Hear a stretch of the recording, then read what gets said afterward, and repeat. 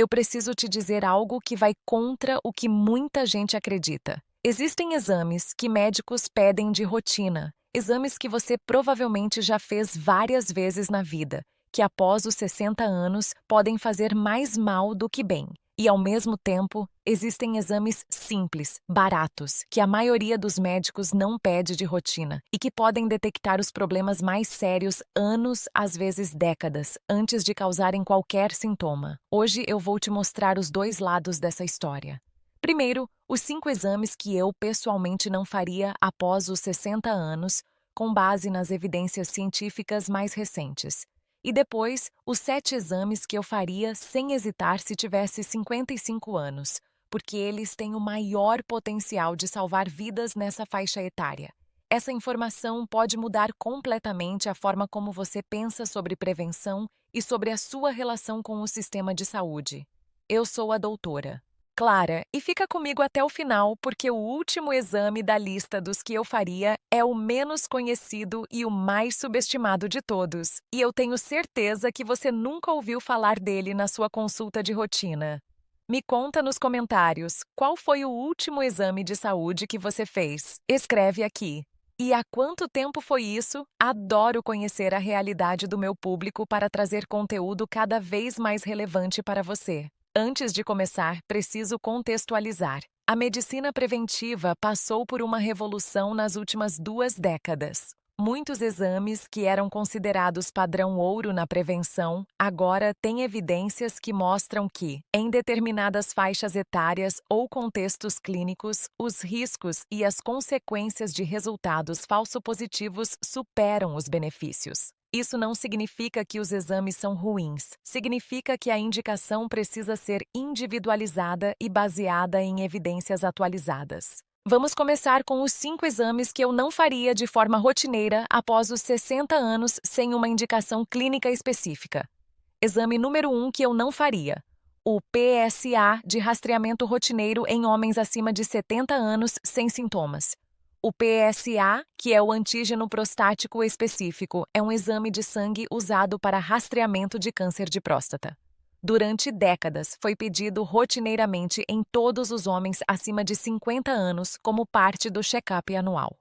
Mas as grandes organizações de saúde, incluindo a Força Tarefa de Serviços Preventivos dos Estados Unidos, revisaram as recomendações com base em evidências acumuladas de que o rastreamento universal causa mais dano do que benefício em determinadas populações. O problema central é a altíssima taxa de falso positivos e de diagnósticos de cânceres que nunca causariam nenhum problema ao longo da vida do paciente.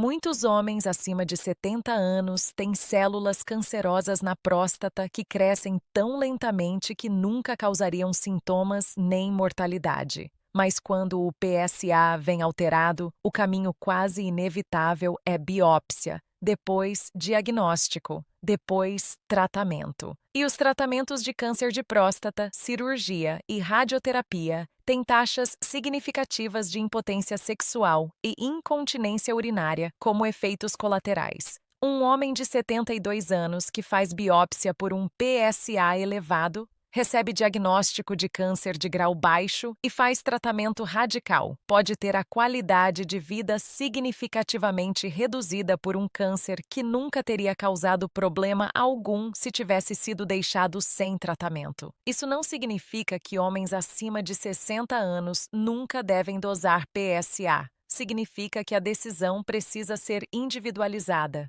Para homens com sintomas urinários, com histórico familiar ou com PSA previamente baixo que subiu rapidamente, o exame tem indicação clara. Para rastreamento universal em homens acima de 70 anos, sem fatores de risco específicos, as evidências não sustentam mais essa prática. Exame número 2 que eu não faria: o eletrocardiograma de repouso como rastreamento rotineiro em pessoas assintomáticas e de baixo risco. O ECG de repouso é um dos exames mais pedidos em check-ups no Brasil. É barato, rápido e parece inofensivo. Mas em pessoas assintomáticas e sem fatores de risco cardiovascular, o ECG de repouso tem baixíssima sensibilidade para detectar doença coronariana, que é a causa mais comum de infarto. Isso significa que um ECG normal dá uma falsa sensação de segurança. A pessoa sai do consultório pensando que o coração está bem, quando, na verdade, o ECG de repouso não consegue detectar obstruções coronárias que ainda não causaram alterações elétricas.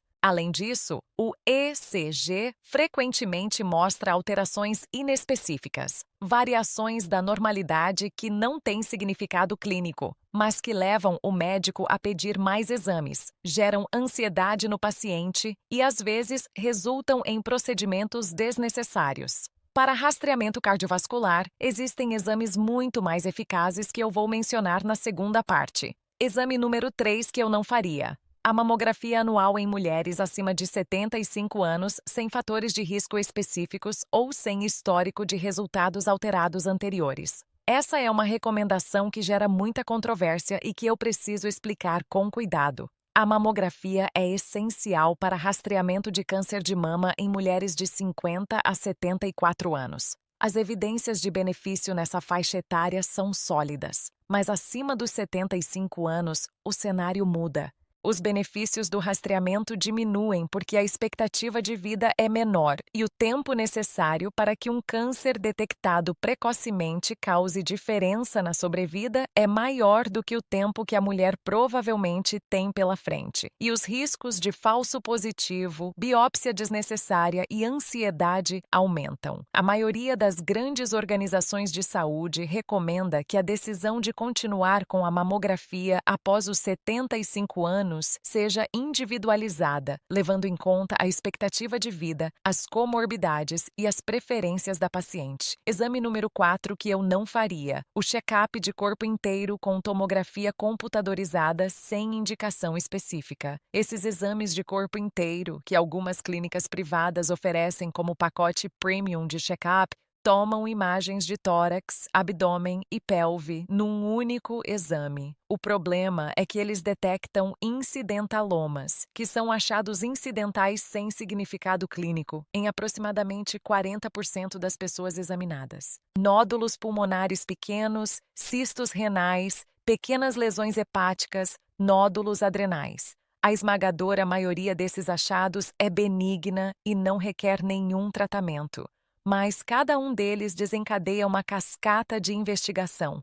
Mais exames, mais biópsia, mais ansiedade, mais custo, mais risco de complicações de procedimentos desnecessários. Além disso, a tomografia tem radiação ionizante significativa. Uma tomografia de corpo inteiro equivale a aproximadamente 200 radiografias de tórax. Em pessoas que fazem esse exame todo ano, o acúmulo de radiação ao longo do tempo tem potencial de aumentar o risco de câncer. Exame número 5 que eu não faria: o rastreamento de câncer coloretal com colonoscopia a cada 1 ano em pessoas de risco médio sem alteração nos exames anteriores.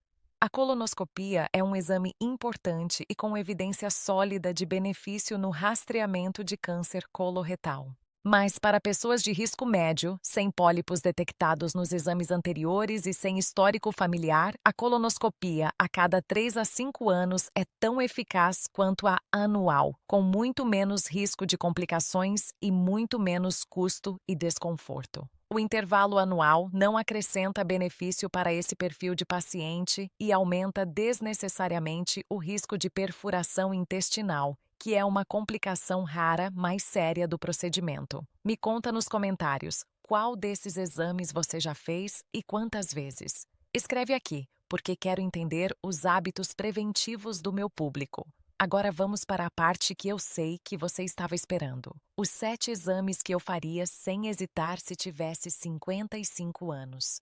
Exame número 1 que eu faria: a dosagem de cálcio coronariano, o score de cálcio ou CAC score. Esse é o exame mais subestimado e mais poderoso que existe para avaliar o risco cardiovascular real de uma pessoa. É uma tomografia de baixa dose, sem contraste, que detecta a presença e a quantidade de cálcio depositado nas artérias coronárias. Esse cálcio é uma marca direta da aterosclerose, das placas de gordura que se formam dentro das artérias do coração. Um score de cálcio igual a 0 significa que não há aterosclerose detectável nas coronárias. e esse resultado está associado a um risco cardiovascular extremamente baixo nos próximos 10 anos, mesmo em pessoas com outros fatores de risco como colesterol elevado ou histórico familiar. Um score de cálcio elevado, acima de 300 ou 400, significa aterosclerose significativa e risco cardiovascular alto que precisa de intervenção agressiva. A importância clínica desse exame é que ele refina de forma dramática a estimativa de risco cardiovascular. Pessoas que, pelo perfil clínico, pareciam ter risco intermediário e têm score de cálcio zero, podem evitar medicamentos desnecessários. Pessoas que pareciam de baixo risco e têm score de cálcio alto precisam de tratamento que de outra forma não seria prescrito. Um estudo publicado no New England Journal of Medicine, o Multi-Ethnic Study of Atherosclerosis, com mais de 6.000 participantes acompanhados por 10 anos, confirmou que o score de cálcio é o melhor preditor individual de evento cardiovascular disponível atualmente, superior ao colesterol, à pressão arterial e até ao histórico familiar quando considerados isoladamente. O exame é feito em minutos, tem radiação muito baixa, não precisa de contraste e custa entre R$ 200 e R$ 400 em clínicas privadas. Para quem tem plano de saúde, verifique se há cobertura porque cada vez mais operadoras estão cobrindo. Exame número 2 que eu faria: a dosagem de hemoglobina glicada HbA1c. Esse exame mostra a média do açúcar no sangue nos últimos 3 meses, diferente da glicemia de jejum, que mostra apenas o nível no momento da coleta.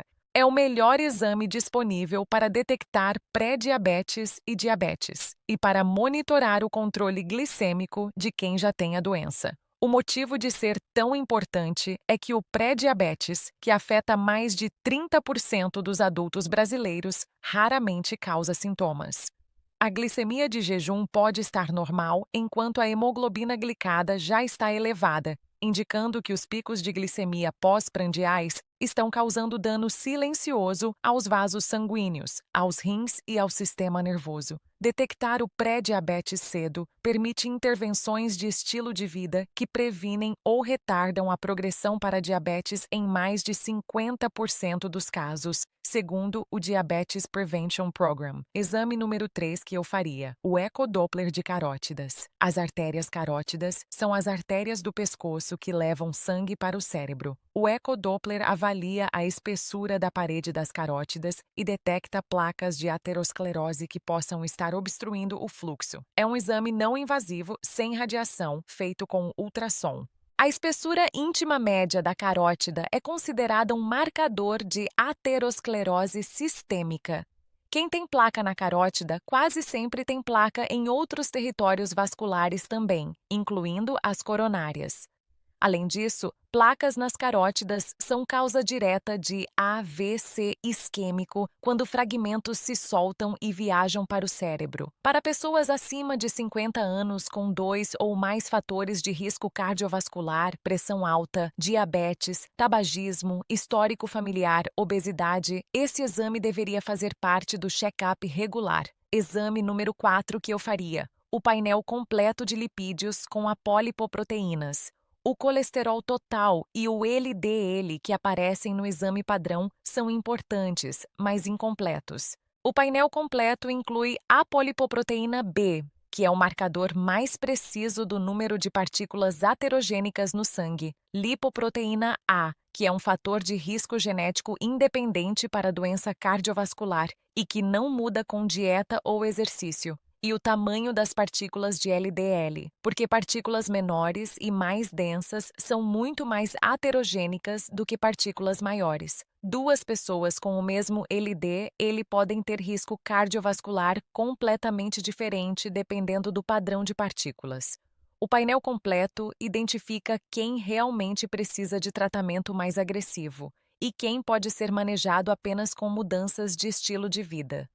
Exame número 5 que eu faria: a dosagem de vitamina D, vitamina B12 e magnésio.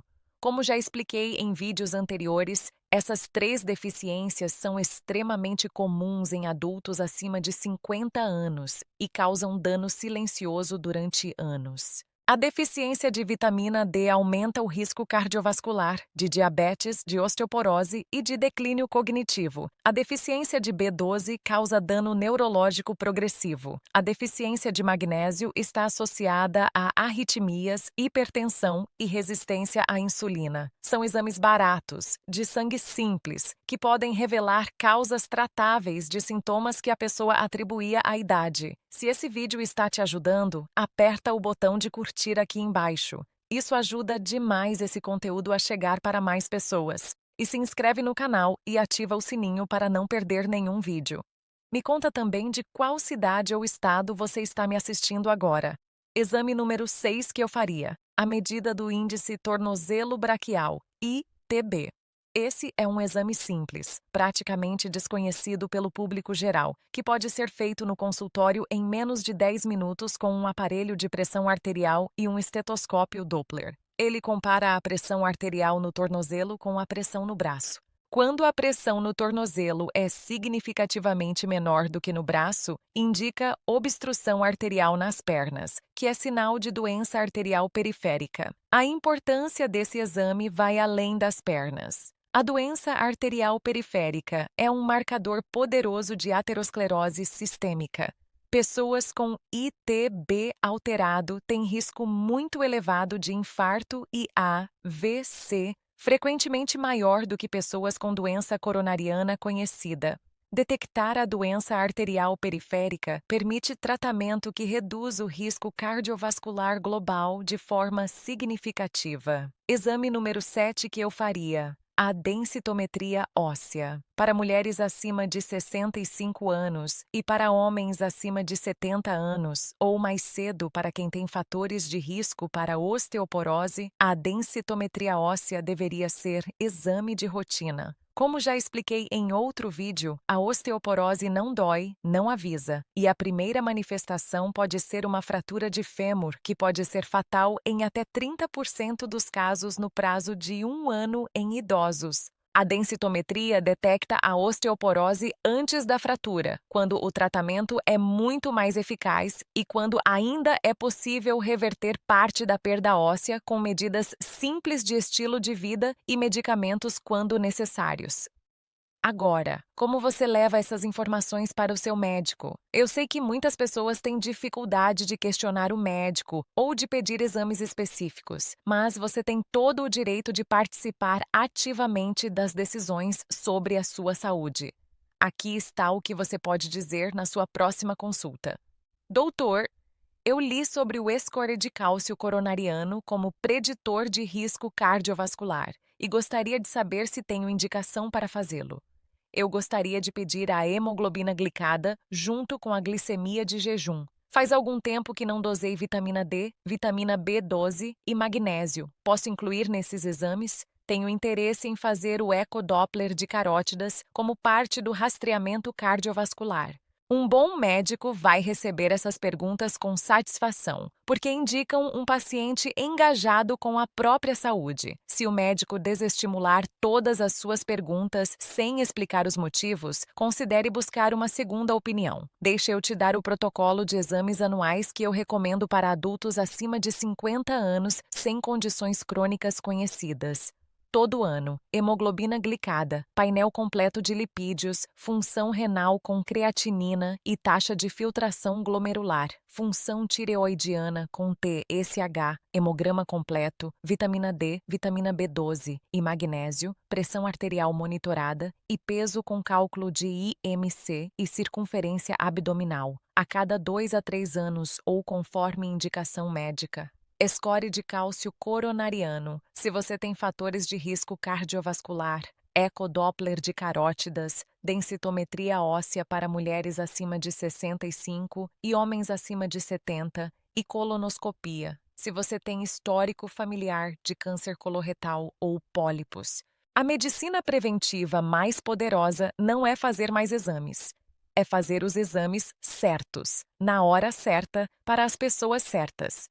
Exames desnecessários geram ansiedade, procedimentos desnecessários e custos sem benefício.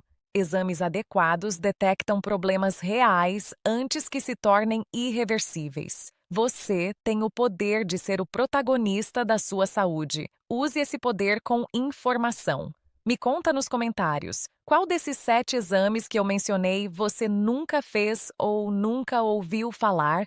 Escreve aqui, porque me ajuda a entender quais informações são mais necessárias para o meu público e quais vídeos eu devo fazer a seguir. Na próxima semana, eu vou trazer um vídeo sobre como a pressão alta destrói o seu corpo silenciosamente, órgão por órgão, e o que você pode fazer para proteger o coração, os rins e o cérebro. Ativa o sininho para não perder. Eu sou a doutora Clara. Obrigada por estar aqui. Cuide da sua saúde com informação, com prevenção e com protagonismo. Um abraço forte.